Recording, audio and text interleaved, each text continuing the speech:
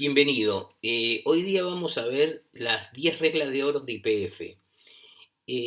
Estas 10 reglas, o sea, son 10 actividades críticas, las cuales es importante su observancia para poder minimizar la posibilidad de un accidente que sea importante, ya sea un accidente que sea importante para las personas, para las instalaciones o para el medio ambiente.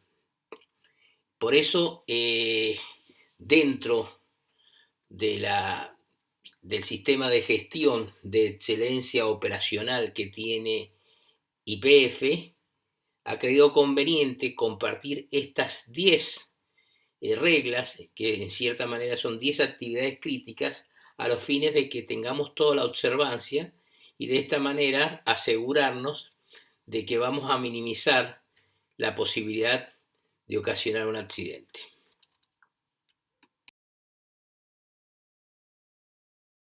Previo a detallar las 10 reglas de oro,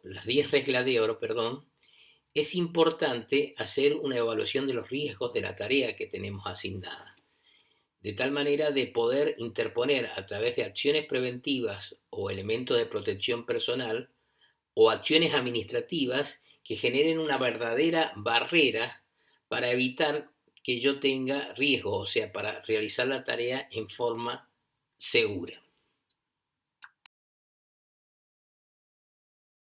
Ahora vamos a precisar algunos conceptos que son importantes tenerlos en cuenta a los fines de hacer una evaluación de riesgo. Primero, ¿qué es un acto inseguro? Un acto inseguro es una acción o un evento con ciertos riesgos o peligros, con referencia a los errores y los fallos que un trabajador comete al desarrollar su actividad, poniendo en riesgo la integridad o integridad de terceros. Los actos inseguros pueden surgir por omisión o por acción a la violación de las prácticas, reglas o procedimientos que están considerados como seguros por el empleador. La condición insegura. La condición insegura es el estado de algo que no brinda seguridad o que expone un peligro para la gente. Condiciones físicas y materiales de una instalación que pueden causar un accidente a los trabajadores. Las condiciones inseguras surgen en un entorno laboral cuando los responsables actúan con negligencia y las instalaciones no tienen la manutención y el cuidado que requieren. Un piso resbaladizo, por ejemplo, puede suponer una condición insegura de trabajo, ya que una persona puede caerse al caminar. O sea, la mayoría de los accidentes reconocen en sus causas o bien un acto inseguro o una condición insegura. Por eso es muy importante precisarla a los fines de identificarlos y por lo tanto poder controlarlos.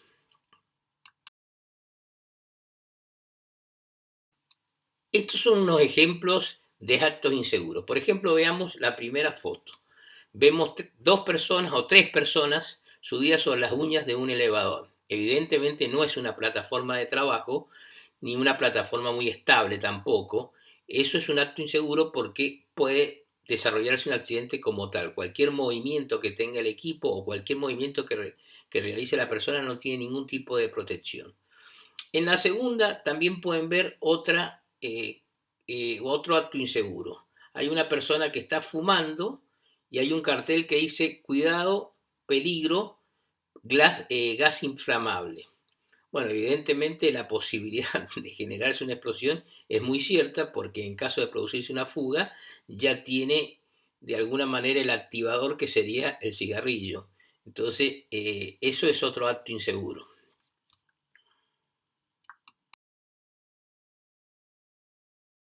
Acá vemos otros ejemplos de actos inseguros. Por ejemplo, esta persona que está esmerilando al lado de un equipo oxiacetilénico. Como ustedes saben, el acetileno es un elemento muy inflamable y en presencia de calor puede producir la explosión. No necesita oxígeno. No obstante, tiene al lado oxígeno que enriquece la atmósfera y de alguna manera provoca más fácilmente cualquier inflamación y o explosión. En la segunda fotografía todavía la situación es más evidente, ¿no es cierto? Se encuentra una persona primero sobre la pala de una cargadora, que es una plataforma totalmente insegura, tratando de martillar por encima de la cabeza de la persona que la sostiene una, supongo una estaca. Pero imagínense cualquier situación que tiene, se cae la persona, el martillo se puede caer sobre la persona que está sosteniendo la estaca, provocando un accidente gravísimo. Evidentemente eso no se ha hecho ninguna evaluación ni planificación para poder determinar la importancia del riesgo debido a las condiciones inseguras de trabajo. Bueno, ahora vamos a ver las condiciones inseguras o peligrosas.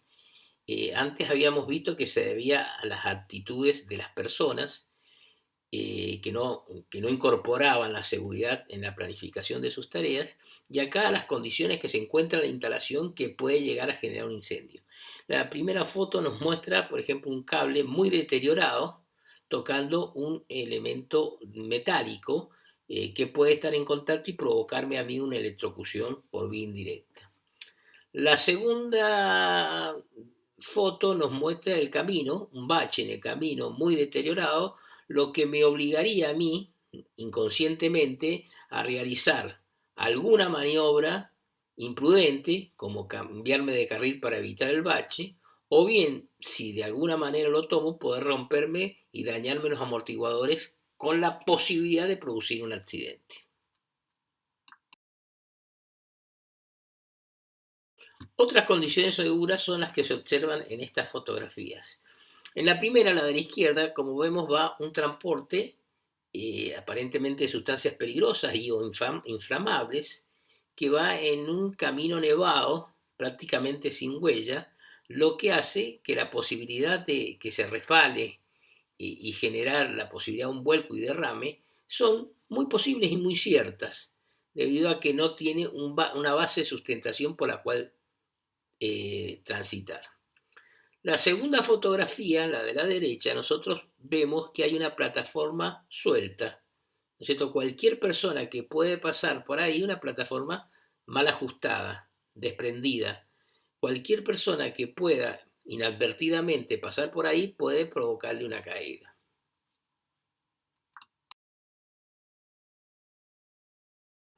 Los actos inseguros se pueden producir por uno mismo o por personas que forman parte de mi equipo o personas que están trabajando en las cercanías y de alguna manera pueden afectar a mi persona, al equipo o a las instalaciones. ¿Qué actos inseguros conocemos? Sobre todo, operar equipos sin autorización. Eso es un acto inseguro como tal. Trabajar a velocidades peligrosas, donde las consecuencias del accidente son mucho mayores y los tiempos de decisión son muchos menores. Inutilizar dispositivos de protección, o sea, sacarle las protecciones naturales, por ejemplo, una moladora, le saco el protector porque me molesta, le saco el protector, entonces la rotura del disco puede provocarme un serio accidente.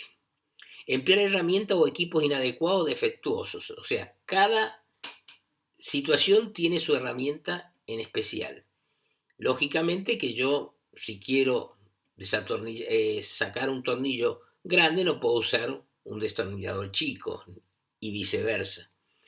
Tampoco puedo utilizar, ¿no es cierto?, o improvisar elementos como, por ejemplo, tratar de usar algo que no está para ese fin, como un cuchillo para desatornillar. Sobrecargar e instalar el equipo en forma inadecuada. Bueno, esto es importante. O sea, si nosotros no tenemos en cuenta que de alguna manera la tensión o intensidad que tiene el equipo supera la que me acepta la toma o enchufe, podemos provocar un calentamiento indebido y si la instalación no tiene las protecciones debidas, podemos provocar, ¿no es cierto?, un accidente. Exponerse sin necesidad al peligro, o sea, ir un poco de corajudo y decir, bueno, esto es para hombres y hacer cosas que realmente nos expone, por ejemplo, a un desnivel muy grande, a la posibilidad de fuego, etc. No emplear los equipos de protección individual que se requieren para cada caso. Por ejemplo, si hay ruido, necesito utilizar el equipo de protección auditiva, esencialmente, porque si no voy a tener un problema en el tiempo y voy a adquirir una sordera profesional. Entonces, para cada caso, cada riesgo requiere del equipo un casco cuando se trabaja en desniveles, porque cualquier situación puede provocar un daño en la cabeza, siendo la cabeza un lugar, primero muy importante porque ahí aloja el cerebro, que es quien maneja el cuerpo humano, ¿no es cierto? Y después porque es bastante irreversible las lesiones que muchas veces se producen a nivel de cerebro. Entonces, habría que tratar de siempre respetar tanto las señalizaciones que dicen qué tipo de elemento de protección personal tengo que utilizar, como yo planificar mi tarea y llevar los elementos de protección personal que requieren los riesgos que se ha evaluado previamente. No comunicar los riesgos. Esto es muy importante, o sea, de decir, bueno, si hay una persona que posiblemente desconozca los riesgos por falta de capacitación o por una errónea percepción, yo estoy indicado a indicarle. Otra cosa muy importante es adoptar posturas inadecuadas durante el trabajo, especialmente en la manipulación manual de cargas. Eh, bueno, eso seguramente nos va a llevar a un riesgo postural muy importante, en la cual, lógicamente, podemos llegar a tener una lesión. No mantener el orden y limpieza en el lugar de trabajo, arrojar basura, dejar equipos, herramientas fuera de trabajo. Realizar trabajos de mantenimiento o limpieza en equipos en funcionamiento. Si nosotros llegamos a observar, ¿no es cierto?, que algunas personas, ya sea de mi equipo o de alguna manera de la empresa, está cometiendo estos actos inseguros, no esperar que el hecho se produzca para saber si mi evaluación tenía razón, sino es mi obligación comunicarlo. Los riesgos laborales no son fruto del azar ni consecuencia de causas naturales, sino de causas que pueden ser descubiertas y que se pueden evitar si de alguna manera se toman las decisiones a tiempo.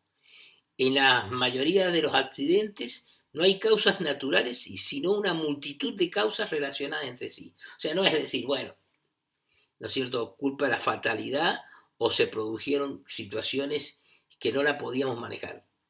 Imagínense, un rayo es una causa natural. Pero si nosotros sabemos que hay una tormenta eléctrica y tenemos que trabajar o transitar por un descampado, tenemos mayor posibilidad de ocurrencia de que el rayo nos afecte que si estamos en una zona protegida o si no hay una tormenta eléctrica. ¿Ah? Entonces, no son cuestiones azarosas, sino son realmente, previsibles.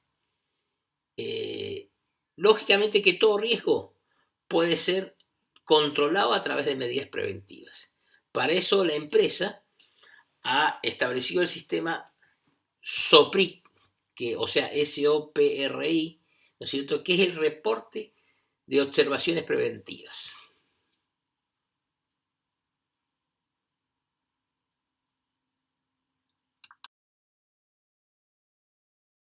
Vamos a ver cómo es este reporte de observaciones preventivas.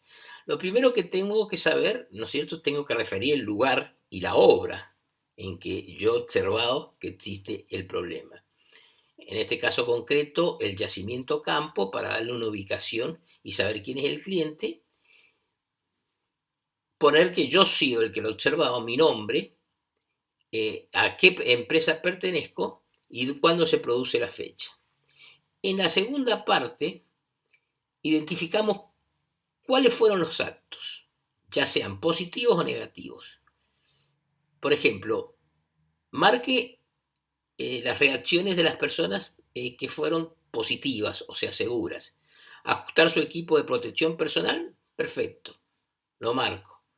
Cambian de posición, reacomodan su trabajo, dejan de trabajar, colocan puesta a tierra, colocan bloqueos. O sea, o tarjetas, estas son todas acciones seguras que, lógicamente, que si voy a reportar situaciones seguras, también es importante reportar acciones seguras como para tener un conocimiento de la situación acabado.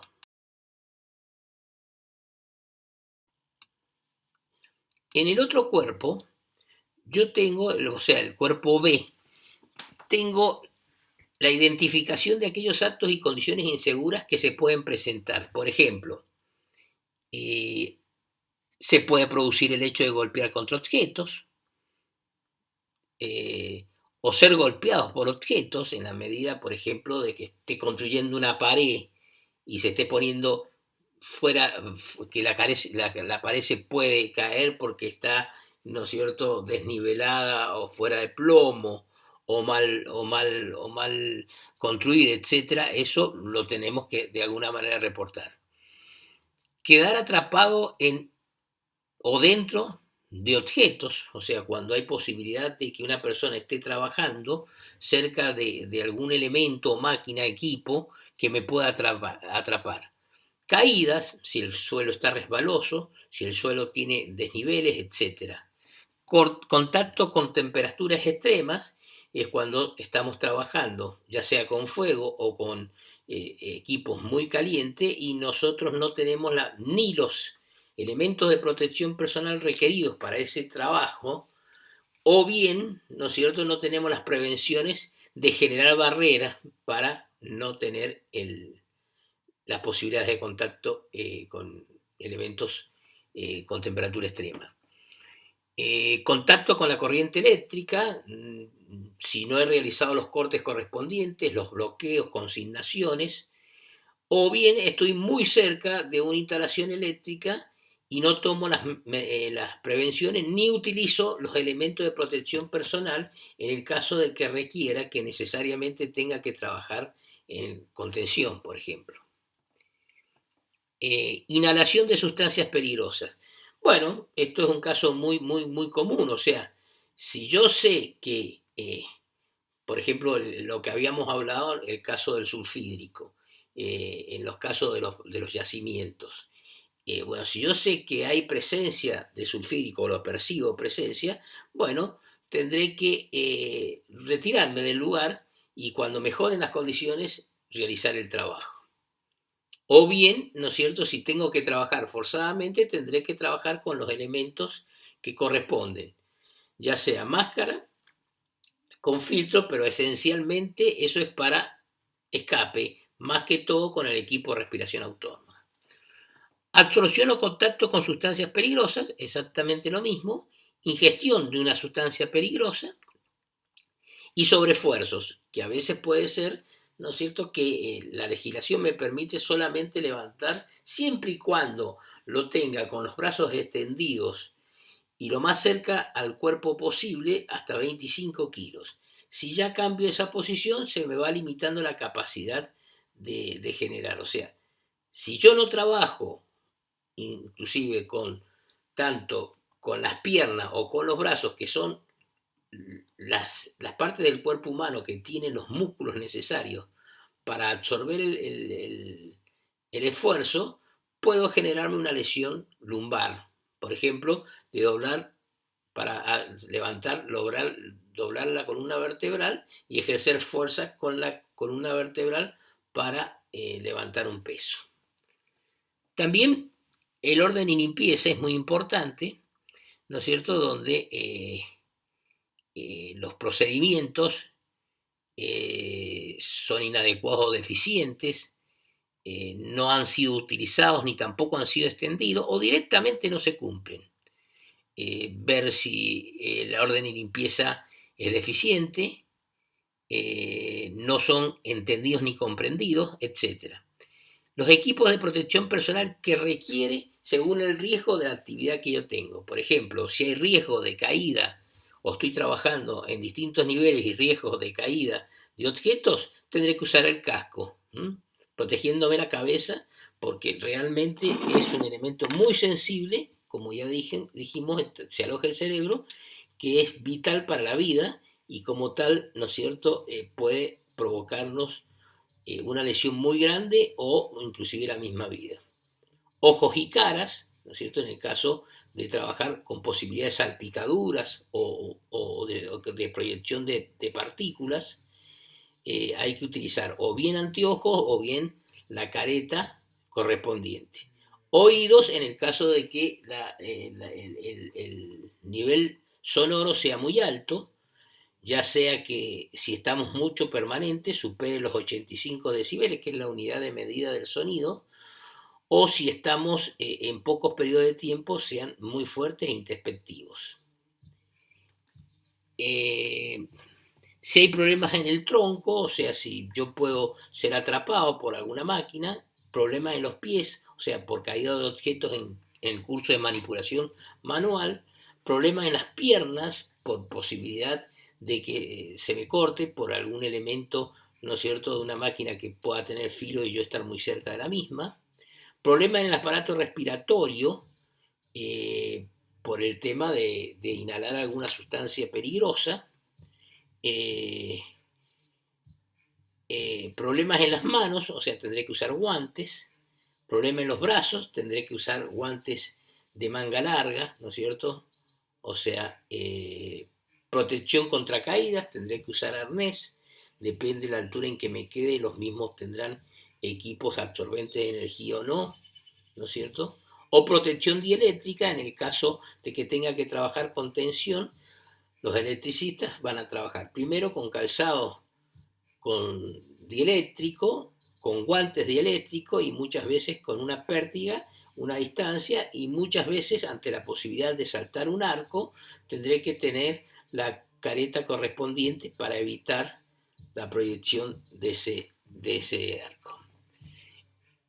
Herramientas y equipos que pueden ser inadecuados para el trabajo, empleados en forma incorrecta también, o en condiciones inseguras.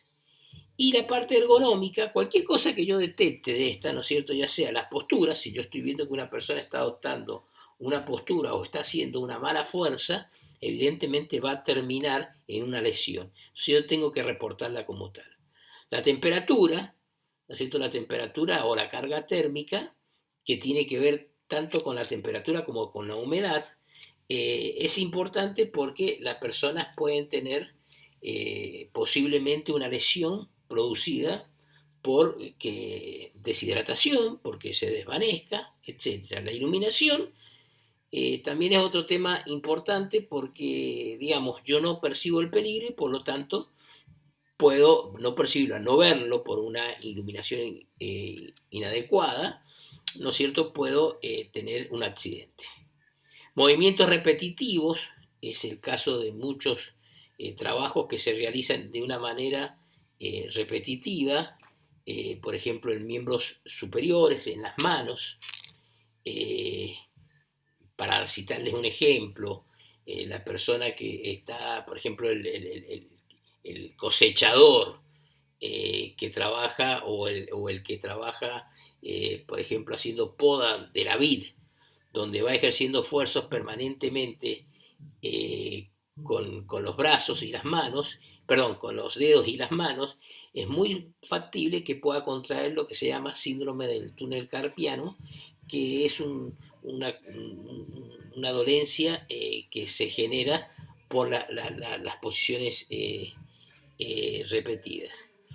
Posiciones incómodas o posturas estéticas, ruido y vibraciones molestos. Hasta que te parió.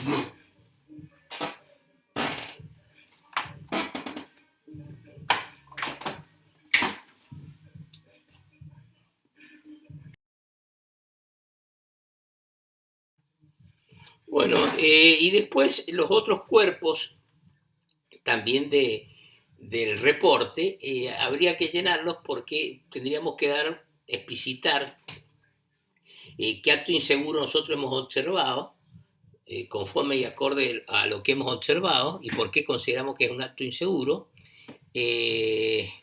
Si le hemos hablado a la persona y la persona ha reconocido que estaba haciendo y ha corregido la situación, si hay una condición insegura, si esas fueron corregidas esa condición, ya sea que estaba algo mal puesto y podía caer, ¿no es cierto?, sobre la persona bueno, fue corregido, si eso se corrigió en forma inmediata, y qué sugiero yo para que eso no se vuelva a repetir.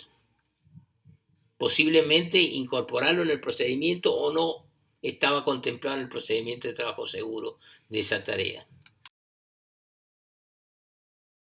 Ahora vamos a ver las diferencias que hay entre incidente y accidente. Incidente es un suceso o sucesos relacionados con el trabajo en el cual ocurre o podría haber ocurrido el daño. Un deterioro de la salud sin tener en cuenta la gravedad o una fatalidad.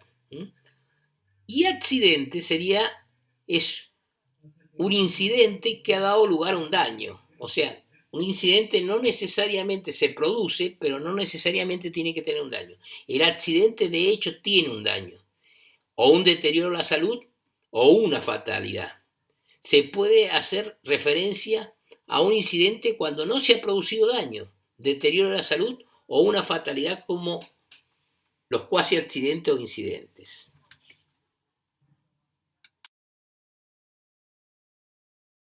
Bueno, aquí vemos dos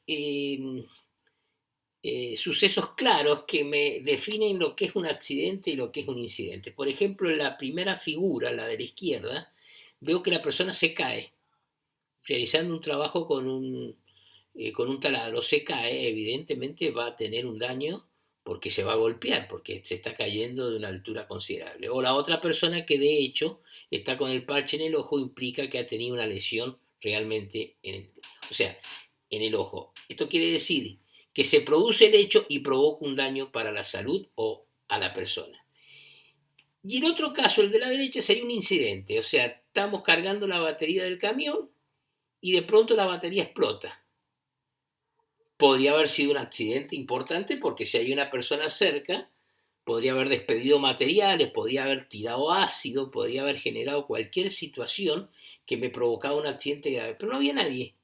Entonces provocó un incidente. ¿Qué es la diferencia entre uno? No se produjo un accidente porque no había nadie, pero si hubiera habido una persona en ese momento en la cercanía de la batería, podría haber provocado un accidente. Entonces, incidente es cuando se produce el hecho, pero no hay daño a la persona ni a la salud de la persona.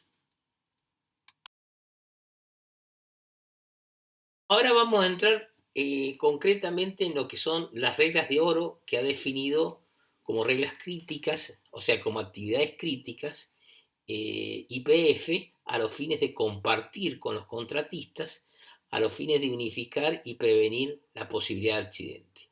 ¿Por qué ha definido estas reglas de oro? Para salvar vidas. O sea, esencialmente porque hay prevención de accidentes, se interviene para corregir situaciones de riesgo de vida y hay que saber cuándo detener un trabajo porque las condiciones no son las adecuadas y conocer cuáles son los cuáles son los principios mínimos que tenemos que aplicar para realizar una tarea. Entre estas actividades críticas o esenciales que YPF ha determinado de establecer pautas a los fines, ¿no es cierto?, y compartirlas con el contratista, en los cuales se tiene que comprometer, establecer un compromiso mutuo de servirlas a los fines de preservar, ya sea la salud de la persona, en este caso la nuestra, contratista, como la salud también del personal de YPF, a lo mismo que de las instalaciones nuestras, como esencialmente también las instalaciones del comitente, que en este caso sería YPF. ¿Cuáles son estas actividades críticas? La seguridad vial, el trabajo en altura, las operaciones de izado, el aislamiento de energías, los trabajos en espacios confinados, la situación de estar en un lugar donde hay la posibilidad de proyección de partículas, de radiaciones, de lo que fuere, la gestión de cambio y lógicamente toda la parte administrativa que de alguna manera me da seguridad o cobertura de que esto se va a cumplimentar, como son los permisos de trabajo. También requieren de prevenciones, las excavaciones, por el carácter riesgoso y peligroso que tienen. Bueno, para analizar estas actividades críticas incorporadas en las reglas de oro, vamos a ver primero el concepto general y después vamos a ir en más detalle respecto del tema. En lo que hace a seguridad vial, adapto mi conducción al estado del camino, al vehículo que conduzco, a la carga que transporto y a las condiciones climáticas. Eso es importantísimo a los fines de evitar un accidente. No realizo actividades o uso de equipos que distraigan mi atención durante la conducción, como el celular, ingerir bebidas, alimentos, etc. En los trabajos en altura estoy autorizado mediante un permiso de trabajo. O sea, este trabajo realmente, si yo supero el 1,80 m, necesariamente tengo que hacerlo a través de un permiso de trabajo, que es seguir un procedimiento y una verificación previa con una evaluación del riesgo notificada. Las operaciones de izado. Verifico que primero tengo que tener un plan de izaje aprobado. No excedemos la carga máxima permitida por el equipo de izado a los fines de... Y conozco y respeto las distancias de seguridad cercanas, o sea, las cercanías, por ejemplo, a una línea eléctrica, a una instalación, a una casa, inclusive de la gente que está circulando no podrá trabajar en el área en la cual puede ser afectado por la caída de una carga.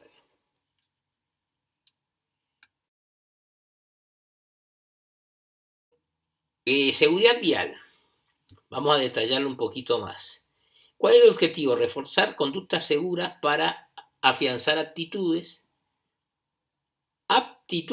y comportamiento que permitan minimizar la ocurrencia de accidentes cuando nos exponemos a los riesgos asociados al tránsito, tanto para actividades laborales como personales. Para eso hay una serie de documentación como también de procedimientos de la misma empresa, ya sea de la empresa contratista como de la empresa contratante, en este caso de YPF, que deben ser cumplidos en función de las velocidades que debo circular en ruta, en las partes públicas, en las partes privadas, caminos en yacimiento o dentro de refinería, etc. Hay una cantidad de cosas que hay que tener una observancia, o sea, en la norma tener observancia a los fines de tener en cuenta. Generalmente toda persona que va a ingresar se le requiere, la contratista lo está haciendo, que esté capacitada en manejo defensivo por empresas acreditadas a tal fin y que haya aprobado el curso correspondiente. Vamos a ver cuáles son los principios que tiene YPF para considerar esta actividad y lo cual nos exige de alguna manera que la estemos cumpliendo, como esta actividad, perdón, como crítica. Primero, cumplo todas las leyes de tránsito vigentes, eso es fundamental. No conduzco si he consumido alcohol o droga. O sea, ustedes saben tanto que el alcohol o droga actúan sobre el sistema nervioso central, deprimiendo mis reflejos y mi capacidad de decisión ante cualquier eventualidad. Verifico que el vehículo esté en condiciones de circular y dispone de toda la documentación requerida. Eso es determinante porque en el caso concreto ya sea de los camiones, nosotros estamos transportando una sustancia de alguna manera considerada peligrosa por su capacidad de afectar al medio ambiente, por lo tanto tengo que tener todos los permisos correspondientes. Al igual, ¿no es cierto?, que la persona que circula en un vehículo liviano tendrá que tener todos los permisos y certificados correspondientes para circular. El uso del cinturón de seguridad, y hago que el resto también de los ocupantes lo use.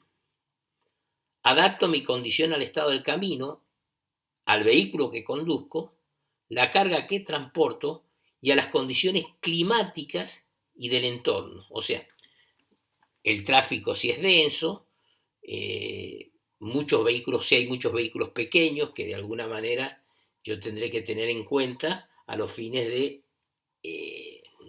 no atropellarlos, por ejemplo, bicicletas o motos. Tengo que estar pendiente cuando una situación así aparezca para estar más atento y de alguna manera poder dar una respuesta mucho más precautoria que de no estar esa situación. Cumplo con las velocidades máximas establecidas, el descanso previo y tengo la capacidad física y psíquica para conducir.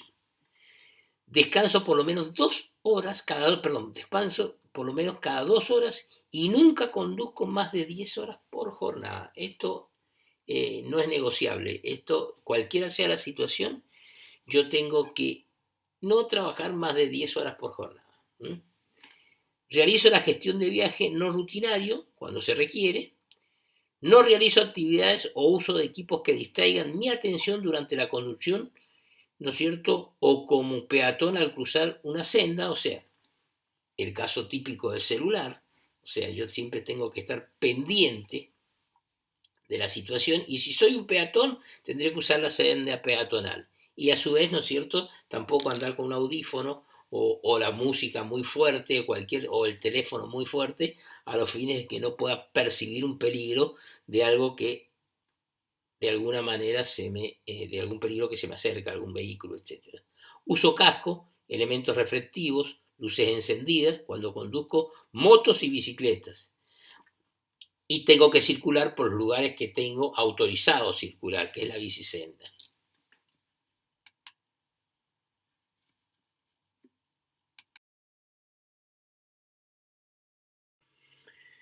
¿Cuándo se considera trabajo en altura?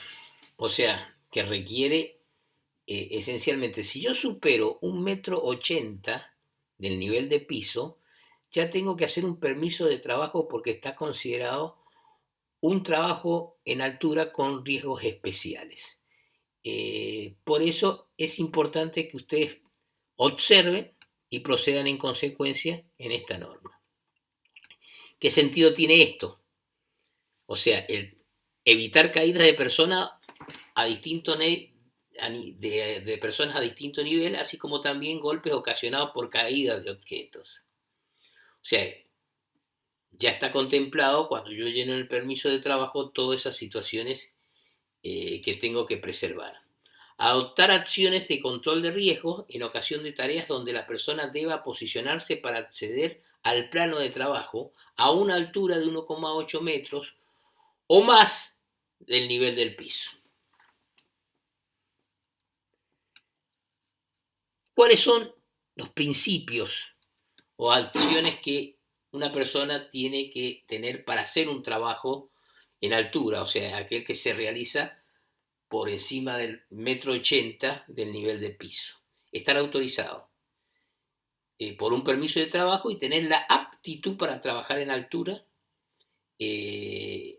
Toda persona que vaya a trabajar en un trabajo en altura tendrá que en su examen médico tendrá que estar referido en forma explícita que se le ha hecho el examen clínico y físico para ver que no tiene ningún problema que pueda ocasionar. Imagínense que cualquier contingencia que se tenga en altura, cualquier acción de socorrismo se dificulta. Por eso es importante tener lo que se llama la aptitud física para poder trabajar, para evitar cualquier consecuencia que pueda tener, ¿no es cierto?, evitar que se dificulten las acciones correspondientes. Hay que verificar previamente el buen estado de los arnés, puntos de anclaje, sogas, grillet y demás elementos que va a usarse en la altura. Generalmente a través del Departamento de Seguridad y Medio Ambiente de la empresa hay un procedimiento por el cual se va verificando, pero es importante uno observarlo y en el caso de que se haya producido cualquier situación que pueda alterar su condición, hay que reportarla en forma inmediata correspondiente al supervisor y por lógico para que se haga la reposición inmediata de ese equipo o se saque de funcionamiento. Estoy en todo momento enganchado a un punto de anclaje fijo o línea de vida. Esto es importante saber que el punto de anclaje no debe formar parte de mi plataforma de trabajo. ¿Ah? O sea, yo tengo que siempre hacerlo en forma independiente, pues si se me cae la plataforma, me caigo yo con el punto de anclaje. Tiene que tener la suficiente resistencia o a veces, dada la situación, a veces en algunos trabajos, sobre todo cuando se trabajan con andamios, se ponen líneas de vida que me permiten circular y siempre estar vinculado, ¿no es cierto?, con el arnés o con el dispositivo de sujeción. Utilizo siempre un dispositivo adecuado para subir y bajar objetos y herramientas. Controlo el entorno y evito la circulación de personas en el área de trabajo. No se pueden llevar las herramientas sueltas. Generalmente tengo que tener un morral o algo adecuado para que, y de alguna ajustada a mi cuerpo, para que esas herramientas no puedan dispersarse, caer y afectar a una persona. Como así también tengo que controlar que en el área que está por debajo a mi zona de trabajo no esté circulando gente para evitar que esa superposición pueda provocar, agravar la condición de un accidente. Conocer el plan de emergencia para rescate en altura y cuál es mi función en él cuando corresponda. Generalmente el rescate en altura lo hacen los socorristas que están capacitados para hacer ese trabajo. Pero bueno, yo tengo que hacer a través del rol de llamada y a través del plan de contingencia, tengo que ejercer la acción que se me como trabajador en altura, que se me ha encomendado en el correspondiente rol. Si soy socorrista, tendré que actuar conforme me lo indica, ¿no es cierto?, la técnica para todo socorrismo.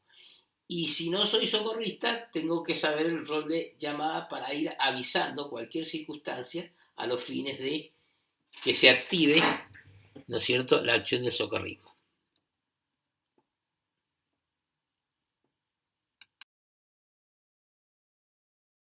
Operación de izado. Hay que disponer de un plan de izado aprobado. No debo exceder nunca la carga máxima permitida para el equipo, o sea, ya sea tanto en su capacidad de izaje como a la distancia que se realice, e instalar los contrapesos necesarios para evitar cualquier problema de accidente de vuelco que se pueda producir en el equipo de izaje. Controlo el entorno y nunca me ubico o dejo que alguien se ubique sobre o debajo de una carga suspendida o en cercanías a partes móviles o giratorias.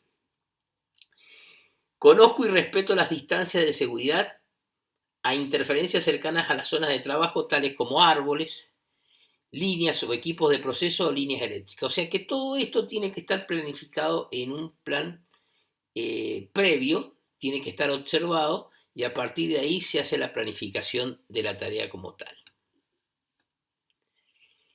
¿Cuál es el objetivo de todo esto? Evitar que todo incidente causado durante la operación de izado e implementar acciones de control de riesgo asociadas a las operaciones de izado que permitan maniobrar en forma segura la carga. ¿Cuáles son los principios a seguir? Primero, disponer de un plan de izado aprobado. O sea, la autoridad competente me tendrá que dar aprobar el plan de izado, o sea que de alguna manera lo tengo que presentar con anterioridad. No exceder la carga máxima permitida para el equipo de izado y instalar lógicamente los contrapesos a los fines de evitar vuelcos del mismo. Los equipos de izado deben ser operados por personas debidamente habilitadas y autorizadas. Los equipos de izado deben estar habilitados y autorizados.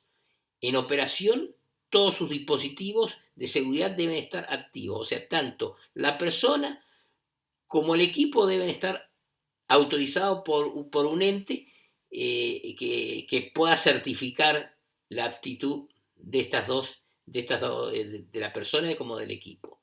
Los puntos de apoyo del equipo deben estar desplegados y ubicados en un suelo con la resistencia mecánica acorde al plan de izaje.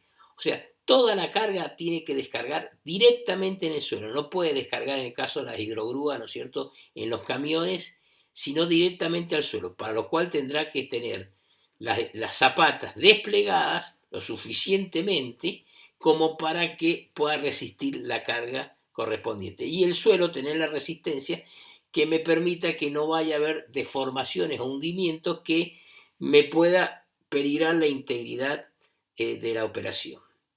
Las eslingas, accesorios de izado y elementos de anclaje de la carga deben estar certificados y en condiciones de uso. O sea, no podemos usar eslingas caseras, ganchos caseros. O sea, todos tienen que ser certificados y tiene que haber un plan sistemático de verificación y ser descartadas las que ya de alguna manera por deterioro o por tiempo de uso ya no me brindan una operación segura. Controlo el entorno, nunca me ubico o dejo que alguien se ubique sobre o debajo de una carga suspendida o en cercanías de partes móviles o giratorias. Conozco y respeto las distancias de seguridad a interferencias cercanas a la zona de trabajo, tales como árboles, líneas o equipos de proceso o líneas eléctricas.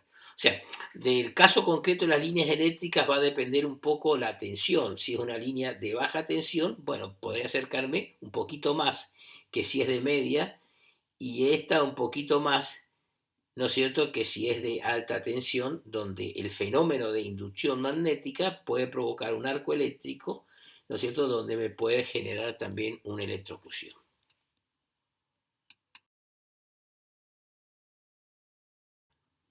Bueno, ahora vamos a ver otras acciones críticas que debemos realizar y que forman parte también de estas 10 reglas de oro. Primero, el aislamiento de energía. Aíslo todas las fuentes de energía identificadas, bloqueo para evitar que alguna otra persona la reconecte en forma introspectiva, y etiqueto de tal manera de que sepan que está bloqueado, o sea que de alguna manera hay alguien trabajando por la cual bloqueó esa energía. Compruebo fehacientemente el bloqueo de esa fuente de energía. O sea, si por ejemplo yo tengo que trabajar en un tanque, en limpieza interior de un tanque, bueno, bloqueo las válvulas, pongo una platina ciega y pongo una tarjeta de señalización. O sea, previo al bloqueo de la válvula, si alguien desactiva el bloqueo de la válvula, tampoco va a pasar porque tiene una platina. O sea, me reaseguro con redundancia porque el riesgo es muy grave.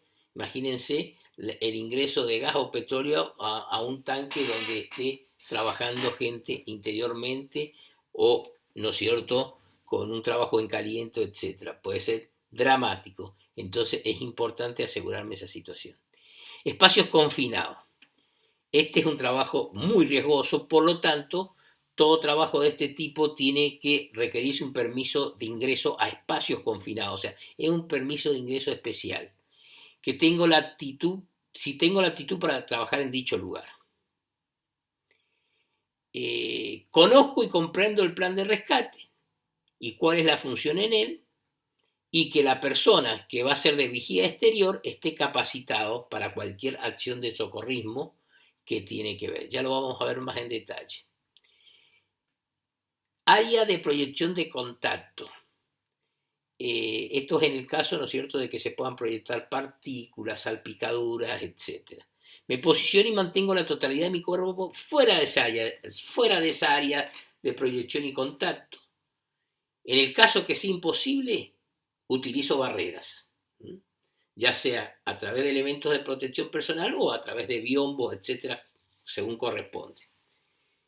Estas barreras también se establecen zonas de exclusión y señalizo las áreas de trabajo para que ni tanto la persona que está trabajando ni la otra persona que está transitando puedan estar expuestos a la proyección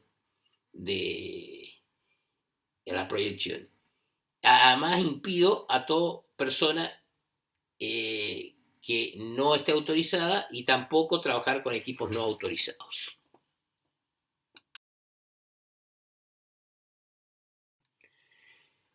¿Qué significa el aislamiento de energía? Que es otra de las actividades críticas. significa que aíslo todas las fuentes de energía identificadas. Puede ser energía eléctrica, energía de un fluido, energía potencial, o sea, de algo de un sobrepeso que esté en altura, cualquier tipo de energía que se pueda de alguna manera desprender y generar un daño. La bloqueo, o sea, de tal manera que me aseguro de que nadie la va a través de un candado, de un dispositivo, de que nadie la va a activar. Y etiqueto para que la persona que vaya y, ¿no es cierto?, quiera actuar o se dé cuenta que de alguna manera si la activa está corriendo el riesgo de otra persona que está trabajando y es la que ha bloqueado la línea de energía. Compruebo fehacientemente el bloqueo de las fuentes de energía y custodio que no se han removido ni autorizado. O sea, que una vez que yo, por ejemplo, vamos a dar el caso concreto de energía eléctrica, que yo he iniciado todas las acciones para bloquear la energía eléctrica, después voy con un elemento que mide tensión eléctrica y veo si verificar si realmente se bloqueó la línea o la instalación que yo, la cual voy a trabajar, porque posiblemente se dé el caso de que esté alimentado por otra vía que no es la que yo interpreté y yo pienso que y hice toda la operación de bloqueo y después pienso que esa es la instalación que he bloqueado y no he bloqueado esa sino otra instalación y cuando voy a trabajar, ¿no es cierto?, corro el riesgo de electrocutarme. Esto es evitar que la exposición del personal a la liberación de energías peligrosas, tales como eléctrica, mecánica, químicas, térmicas, neumáticas, hidráulicas o radiación. Adopto acciones de control de riesgo para evitar que las personas que se encuentren expuestas a las posibles liberaciones de energía que puedan producirle algún daño. Entonces, ¿cuáles serían los principios? Esos serían los objetivos. Ahora, los principios serían, primero, identifico todas las fuentes de energía y formas de aislarla. O sea, yo voy a trabajar de tal manera, bueno, que hay energía eléctrica, energía de un fluido, energía química, energía, hay algún elemento que se pueda desprender, algún contrapeso que pueda caer, ¿no es cierto? Energía potencial, lo que fuere, tengo que de alguna manera bloquearlo. O sea, muchas veces hay un montón de energías simultáneas que tengo que planifico y acuerdo el aislamiento y control con todas las partes intervinientes. O sea, yo primero, si voy a cortar, por ejemplo, la energía eléctrica, tendré que avisar a todas las personas aguas abajo, digamos, o sea, posteriores a donde yo voy a hacer el bloqueo, que voy a cortar la línea, porque posiblemente esas personas estén trabajando con energía eléctrica y si el cortárseles la electricidad les vaya a afectar el trabajo que estén realizando. Entonces yo tengo que programar todo eso. Como también, ¿no es cierto?, saber, por ejemplo, si yo voy a cortar una línea de conducción de un fluido, bueno, saber si está también alimentando a otro elemento. Entonces, posiblemente yo no tenga que cortar con esa válvula, sino con otra válvula más adelante, posterior a la bifurcación de la gente que esté afectando y que no tenga nada que ver en la operación. O sea, todo eso se va de alguna manera planificando. Aíslo todas las energías identificadas, las bloqueo en forma efectiva. O sea, si es una válvula, le pongo una cadena, ¿no es cierto? Le pongo un cierre, un candado y pongo una etiqueta donde pongo quién es la persona que está trabajando, cuánto es el tiempo que va a trabajar, para que no haya un accionamiento erróneo. Compruebo fehacientemente que el bloqueo funciona y custodio también, estoy siempre atento a que eso no sea removido en ningún momento. Tengo que estar autorizado a trabajar mediante habilitación escrita de aislamiento de energía y su correspondiente permiso de trabajo. O sea, en el permiso de trabajo me dice usted aísle energía y a mí me responsabiliza dentro del mismo trabajo que se aísle de alguna manera correcta la energía. Después que he terminado, empiezo al revés, o sea, termino el trabajo y empiezo a desintervenir la operación, empiezo a liberar de alguna manera, pero hasta que no se libere, hasta la última energía bloqueada, yo sigo siendo responsable de no puedo delegarlo en ninguna otra persona, tengo que yo ir desbloqueando, ¿no es cierto?, con mis correspondientes llaves de candado o lo que fuere, ¿no es cierto?, tengo que ir desbloqueando de tal manera que hasta que se libere la última consignación o bloqueo que se ha realizado, yo no puedo desentenderme de la operación. Verifico la finalización de todas las tareas afectadas y retiro todos los bloqueos instalados. Y verifico que las condiciones aptas para habilitar la fuente de energía bloqueada previo a comunicar a todas las otras personas, ¿no es cierto? Porque posiblemente las otras personas, pensando que están, ¿no es cierto?, con la energía bloqueada, pueden entrar en riesgo porque están en forma desaprensiva con la misma, que de alguna manera voy a habilitar nuevamente. Una vez que he hecho eso, recién habilito todas las energías. Espacios confinados. Es importante la planificación del trabajo a los fines de reconocer los riesgos existentes, poder aplicar todas las barreras preventivas determinadas e inspeccionar y usar los equipos de protección que se hayan determinado para el ingreso. A su vez, tengo que disponer de un plan de rescate y evacuación previamente practicado, o sea, tengo que haberlo simulado a los fines, ¿no es cierto?, de que actúe en forma inmediata porque la situación puede ser o una intoxicación o una asfixia o una electrocución, o sea, que de alguna manera puede ser muy grave, entonces es muy importante el tiempo de respuesta mío. ¿Cuál es el objetivo?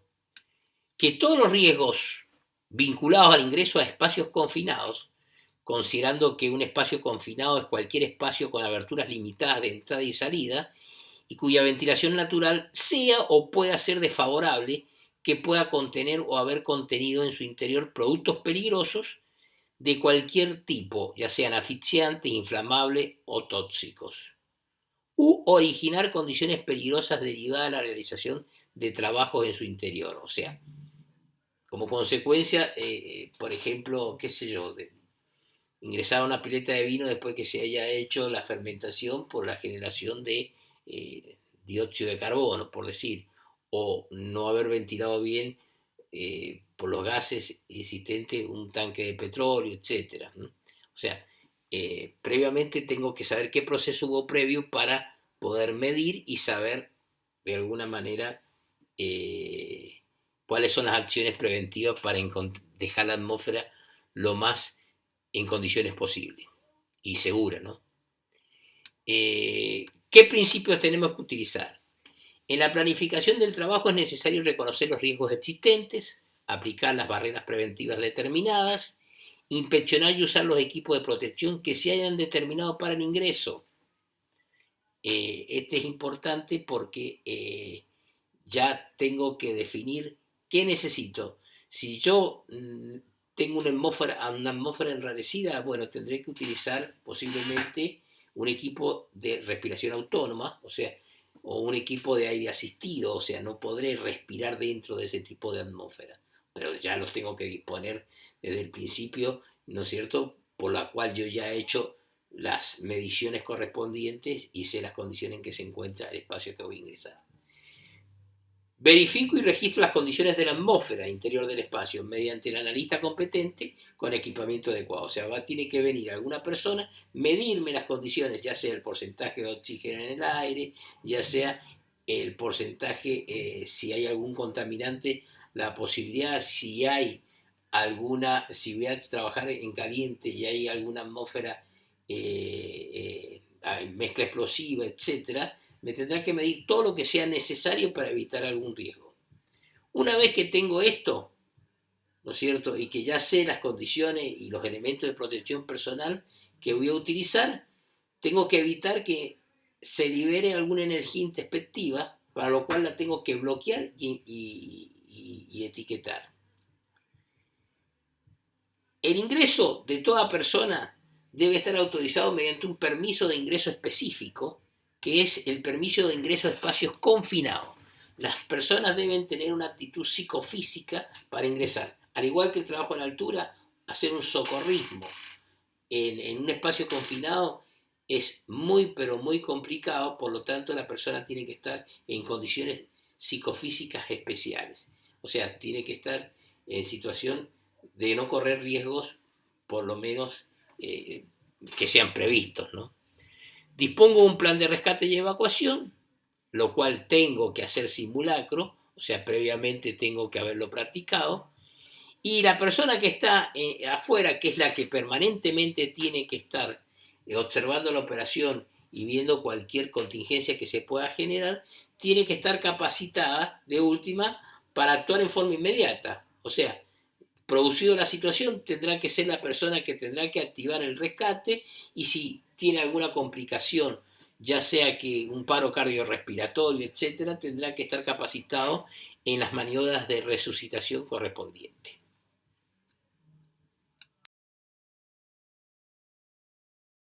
Bueno, área de proyección y contacto. Identifico los riesgos que están expuestos las personas en un área de proyección y contacto y se determinan e implementan las barreras correctivas adecuadas. En la planificación tengo en cuenta los riesgos adicionales cuando existan superposición de tareas o actividades en paralelo. Bueno, defino, va a haber proyección de partículas, va a haber proyección de radiación, va a haber lo que yo proyecte, tengo que establecer las barreras correspondientes y ver si hay superposición de actividades. Establezco cuál es la zona de exclusión, o sea, que no puede ingresar ninguna persona, y la señalizo, pero la señalizo de una manera fehaciente, impidiendo que accedan personas y o equipos no autorizados. ¿Cuál es el objetivo de todo esto? Evitar la exposición personal o atrapamiento, golpe o contacto con o entre partes de equipos o con energías que puedan liberarse súbitamente. Controlar los riesgos vinculados al área de proyección y contacto mediante la ubicación de las personas fuera de la misma. ¿Cuáles son los principios que plantea YPF en este caso? Identificar primero los riesgos a los que está expuesta la persona en el área de proyección y contacto, y se determina e implementan las barreras correctivas que sean adecuadas para ese caso. En la planificación tengo en cuenta los riesgos adicionales cuando existen superposición de tareas o actividades en paralelo. O sea, supongamos que sea una actividad donde hay un riesgo de alguna manera de exposición de partículas. Bueno, identifico eso, establezco en el caso primero que aísla a la gente. Si hay superposición, supongamos dos turnos trabajando en paralelo y uno puede despedir, o trabajando en dos puestos de trabajo cercanos, bueno, establezco las pantallas correspondientes. Si estoy trabajando con radiación de ionizaciones penetrantes, por ejemplo, radiografía gamma, etcétera, bueno, tendrá que estar la persona a la distancia correspondiente, que no pueda ser contaminada o alcanzada por la misma, y así con cualquier tipo de trabajo que pueda hacer una proyección. Establezco cuál es la zona de exclusión, o sea que pongo los carteles y digo, concretamente señalizo, no ingresar, cuidado, riesgo, peligro, no ingresar a esta situación. Y le explico por qué. Riesgo de radiación, riesgo de proyección de partículas, etc. Impidiendo el acceso a toda persona que no esté en el tema, o sea, que no esté autorizada. Comunico y hago cumplir los principios de esta regla a la totalidad del personal en el ámbito del trabajo.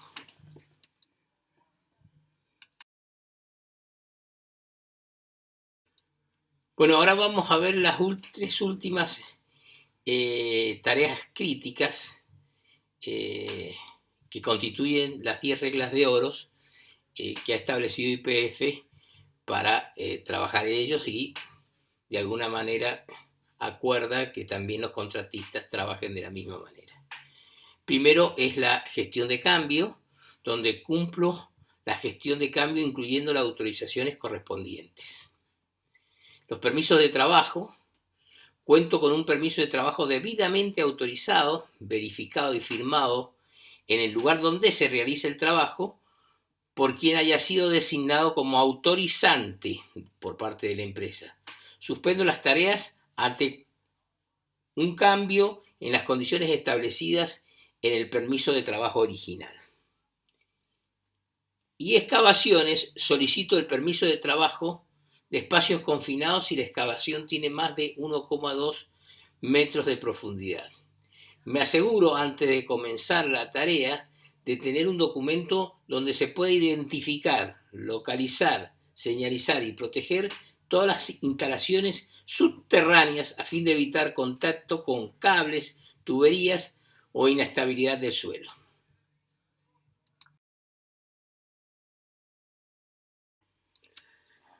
Bueno, gestión de cambio. ¿A qué le llamo esto? Analizo, supongamos que yo tenga que realizar un trabajo en un determinado sector. Yo tengo que ver qué cambio puede llegar a producir. Entonces, primero analizo los riesgos ante cualquier cambio que involucre a las instalaciones, al proceso, a la tecnología, a la organización de un trabajo, a los equipamientos, condiciones del entorno, documentos, sustancias, condiciones de operación, personas y estructuras organizacionales. O sea, todo lo que pueda afectar mi actividad.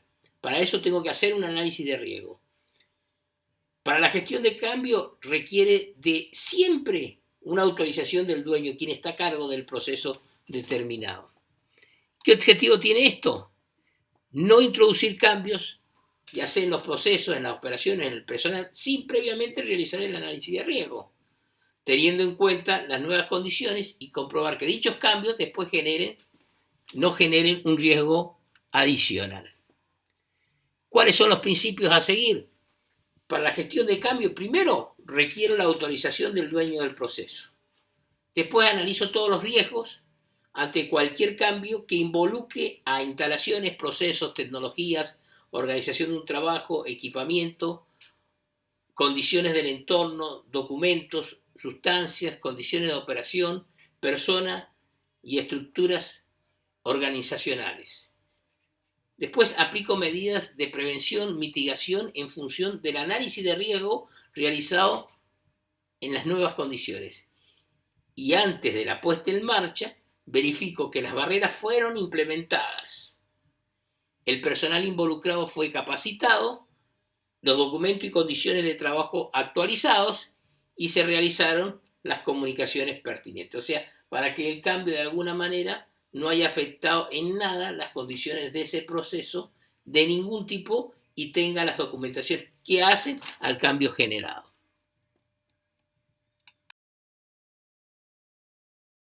Permiso de trabajo. En el permiso de trabajo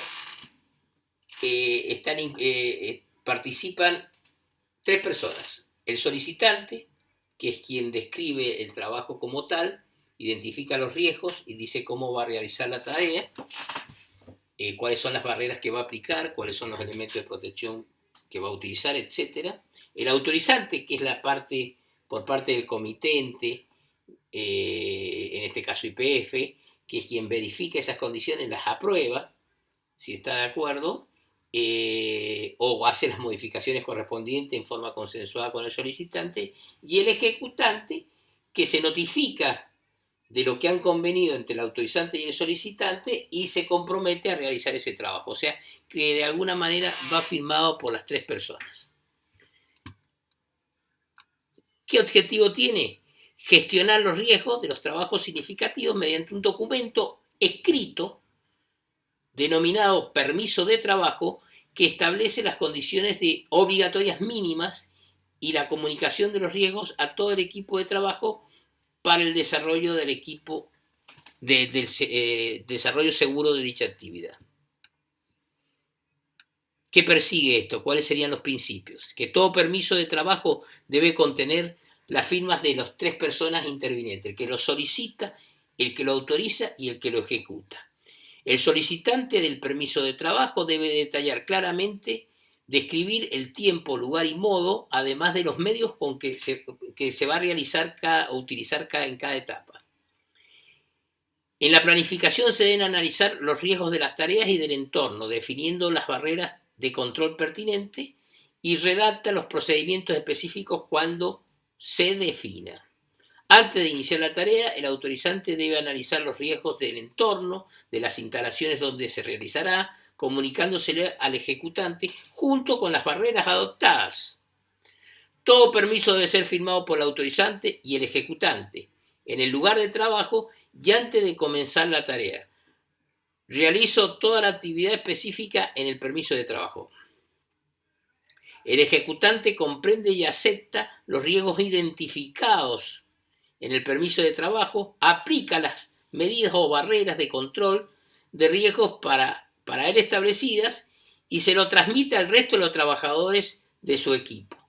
Cualquier persona interviniente en la tarea debe suspenderla ante un cambio en las condiciones establecidas en un permiso de trabajo. Por ejemplo, estoy haciendo un izaje y de pronto aparece un viento que supera la velocidad permitida. El ejecutante en ese momento, al no estar dadas las condiciones e incrementarse los riesgos, puede él, de motu propio, dar por cerrado el permiso de trabajo. Se restablecerán las condiciones seguras de la instalación o equipo, orden y limpieza al finalizar la tarea. O sea, se deja todo en condiciones, terminado el trabajo, y ahí recién se cierra firmando las tres personas intervinientes, el solicitante, el ejecutante y el autorizante.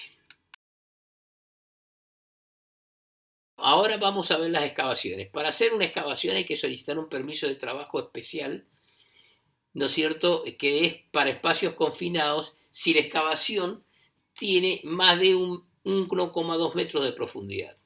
Me aseguro, antes de comenzar cualquier excavación, de tener un documento donde se pueden identificar y o localizar todas las interferencias aéreas y soterradas, señalizo y protejo las mismas. ¿Con qué objetivo hago esto?